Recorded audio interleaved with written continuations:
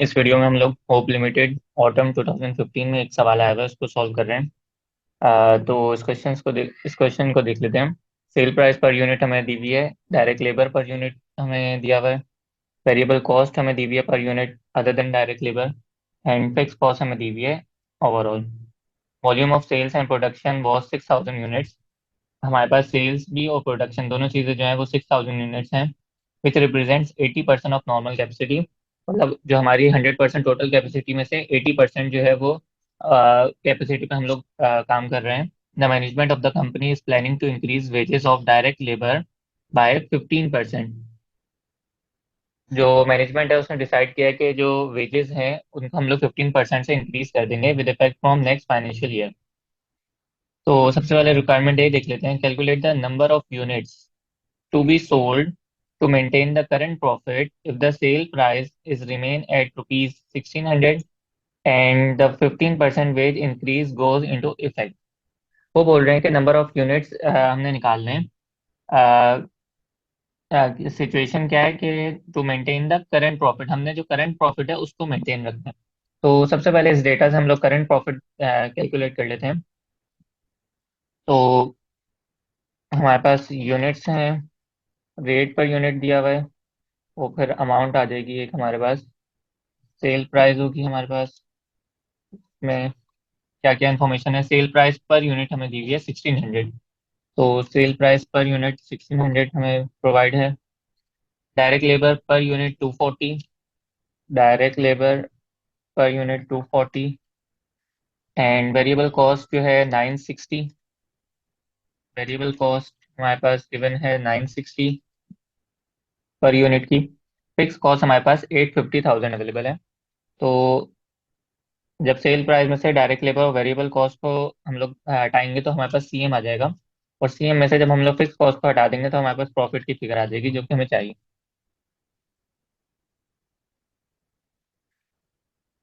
तो हम लोग यहाँ से पर यूनिट सीएम कैलकुलेट कर सकते हैं। सबसे पहले जब हम लोग सेलिंग प्राइस में से दोनों वेरिएबल कॉस्ट हटा देंगे तो हमारे पास 400 जो है वो सीएम आ जाएगा। और फिक्स कॉस्ट हमें ऑलरेडी हमारे पास गिवन है 850,000 की। तो 850,000 फिक्स कॉस्ट हमारे पास अवेलेबल है।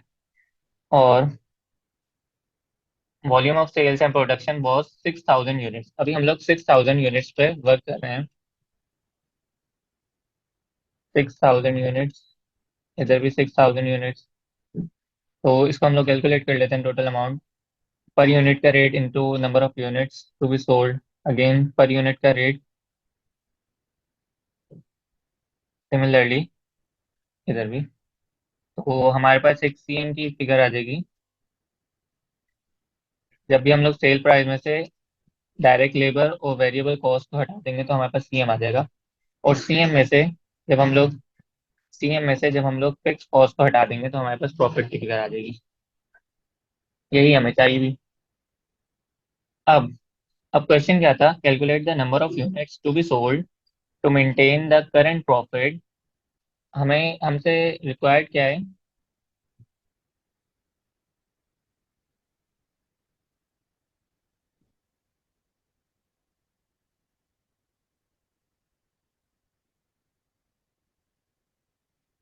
हमसे रिक्वायर्ड यही है, number of units to be sold.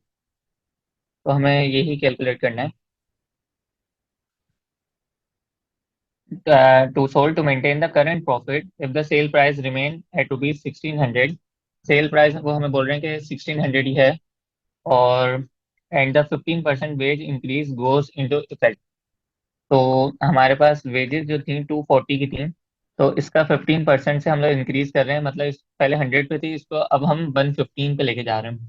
तो ये 15% से इंक्रीज हो जाएगी। और वेरिएबल कॉस्ट सेम रहेगी, कोई भी इसमें इफेक्ट चेंज नहीं आएगा। वेरिएबल कॉस्ट 960 रहेगी, कोई इन्फॉर्मेशन हमें नहीं दी हुई इसको चेंज होने के लिए। तो एक हमारे पास सीएम आ जाएगा। जब भी हम लोग सेलिंग प्राइस में से सारी वेरिएबल कॉस्ट हटा देते हैं तो हमारे पास सीएम आ जाता है। अच्छा, फिक्स कॉस्ट के लिए उन्होंने हमें बताया कि to maintain the current profit if the sale price remain. अच्छा, calculate the number of units to be sold to maintain the current profit. Current profit को हमने मेंटेन करना है। तो हमारे पास करंट प्रॉफिट क्या था, दिस अमाउंट। ये हमारी जो करंट प्रॉफिट थी इसको हमने मेंटेन करना है। तो और फिक्स कॉस्ट में वैसे कोई चेंज नहीं आ रहा, कोई चेंज कुछ और फिक्स कॉस्ट भी ऐड नहीं हो रही, तो हमारी फिक्स कॉस्ट भी सेम ही रहेगी। और हमें पता है कि जब हम लोग fix cost plus target profit कर देंगे तो हमारे पास सीएम की एक फिगर आ जाएगी। तो अब हम लोग जो है नंबर ऑफ यूनिट्स कैलकुलेट कर लेते हैं। यूनिट्स टू बी सोल्ड, तो सेल्स के जो यूनिट्स हैं वो होंगे fix cost plus target profit और डिवाइड बाय सीएम के यूनिट से। तो फिक्स कॉस्ट हमारे पास 850,000 प्लस टारगेट प्रॉफिट और होल डिवाइड बाय सीएम जो हमारा 364 था। तो हमारे पास पता चल गया हमने इस साल जो है 6,593 जो यूनिट्स हैं वो सोल्ड किए हैं। तो इन यूनिट्स को हम लोग, हमें यही चाहिए थे यूनिट्स, तो यहाँ रख लेते हैं।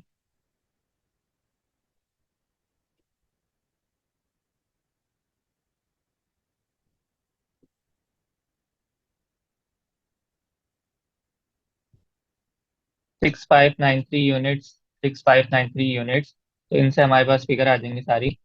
पर यूनिट का रेट और number of unit sold, again per unit का rate, direct labour, similarly per unit और वेरिएबल कॉस्ट। तो ये हमारे पास रिक्वायरमेंट थी, ये फिगर हमें चाहिए थी।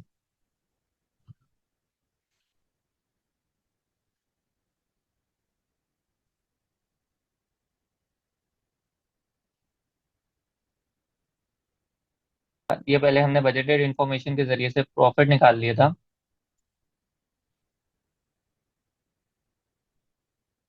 देन उसके बाद हमने चेंजेस रख के जो डिफरेंस आया, देन उसके बाद हमने चेंजेस करके डायरेक्ट लेबर में और टारगेट प्रॉफिट सेट करके हमने यूनिट्स निकाले, नंबर ऑफ यूनिट्स कितने हमारे सोल्ड होंगे। ये हमारी थी ए रिक्वायरमेंट, रिक्वायरमेंट ए थी। अब बी रिक्वायरमेंट को सॉल्व कर लेते हैं। बी रिक्वायरमेंट हमारे पास क्या है, the management believes that an additional investment of rupees 760,000, ये हमें कॉस्ट दी हुई है मशीनरी की, to be depreciated at 10% annually. तो 760 का 10% जो डेप्रिसिएशन आएगी वो हमारी फिक्स कॉस्ट होगी। Will increase total capacity by 25%, increase कर रहे हैं टोटल कैपेसिटी को।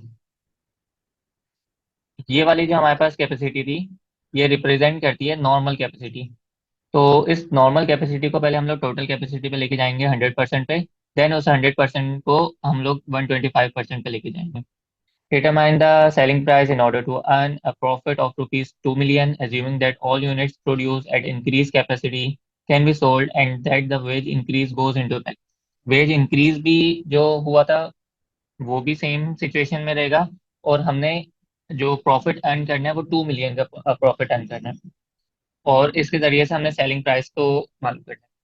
तो अगर हम इधर ही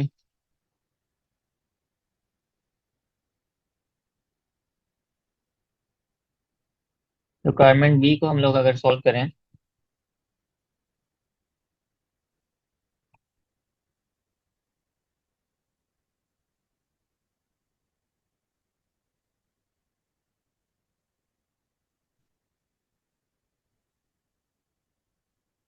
रिक्वायरमेंट बी में हमें क्या क्या इन्फॉर्मेशन है अवेलेबल देख लेते हैं। The management believe that an additional investment of 760,000 in machinery to be depreciated at 10% annually will increase total capacity by 25%। सबसे पहले हम लोग टोटल कैपेसिटी का 25% निकाल लेते हैं। तो 6,000 हमारे पास, 6,000 यूनिट्स जो थे वो हमारे पास नॉर्मल कैपेसिटी पे थे, ये वर्क कर रहे हैं 80% पे, इनको हमने लेके जाने हैं 100% पे, तो हमारे पास टोटल कैपेसिटी आ जाएगी। अब इस टोटल कैपेसिटी का वो लोग बोल रहे हैं कि हम लोग इसको 25% से इंक्रीज कर देंगे, total will increase total capacity by 25%। तो अगर ये 100% पे है तो इसको हम लोग 125% पे ले जाएंगे। तो ये हमारे पास 9375 यूनिट्स आ गए जो कि हमने इस बार सेल करने हैं। तो यही हमारे पास। तो इन यूनिट्स को हम लोग यहाँ रख लेते हैं। 9375 यूनिट्स पर हमने सेल करने हैं। रेट, यही रेट हमें चाहिए। रेट को कैलकुलेट कर लेंगे। Selling, determine the selling price, हमें यही इंफॉर्मेशन को कैलकुलेट करना है। In order to earn a profit of 2 million, profit की फिगर उन्होंने हमें बता दी है कि हमने 2 मिलियन का प्रॉफिट अर्न कर। 2 मिलियन का प्रॉफिट, एक टारगेट प्रॉफिट उन्होंने सेट करके दे दिया कि सेलिंग प्राइस ऐसी सेट करके रखें कि हम लोग 2 मिलियन का एक प्रॉफिट तक पहुंच जाए। तो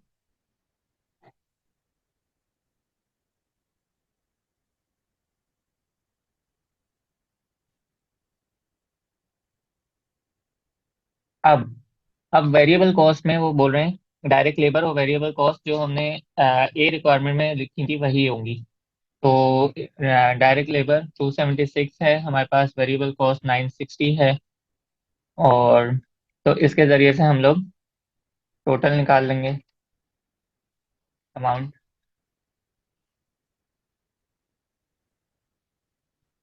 अब हमें फिक्स कॉस्ट चाहिए।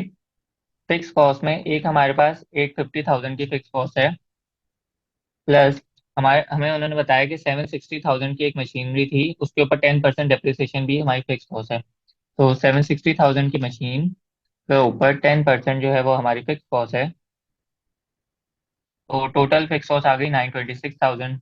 अब इसके जरिए से हम सीएम निकाल सकते हैं टारगेट प्रॉफिट में ऐड करके। तो ये सीएम आ गया। और इसके जरिए से हम टोटल अमाउंट निकाल सकते हैं सेल्स की। CM plus variable cost plus direct labour की कॉस्ट 14513,500। और इसके जरिए से हम पर यूनिट का रेट निकाल सकते हैं। Total amount divide by total units divide. तो 1548 की हमारे पास ये रेट आ गया जो हमें सेकेंड रिक्वायरमेंट में कैलकुलेट करना है। ये थी हमारी बी रिक्वायरमेंट। तो इस क्वेश्चन में सबसे पहले उन्होंने हमसे प्रॉफिट की फिगर कैलकुलेट कराई। देन उसको उस देन उसके बाद हमें हमसे रिक्वायर्ड किया कि यही प्रॉफिट रखते हुए और फिक्स कॉस्ट रखते हुए हम units, number of unit sold calculate कर लें। देन उसके बाद हमें उन्होंने बोला कि अगर हम लोग 2 मिलियन का प्रॉफिट अर्न करती है कंपनी, कंपनी अगर 2 मिलियन का प्रॉफिट अर्न करती है और कंपनी की वेरिएबल कॉस्ट और डायरेक्ट लेबर जो है वो वही है जो हमने चेंज करके ली थी, तो हम फिर हमारे पास के सेलिंग प्राइस का रेट पर यूनिट रेट क्या आएगा, तो वो हमने इस वीडियो में कैलकुलेट कर लिया। So that's all for today.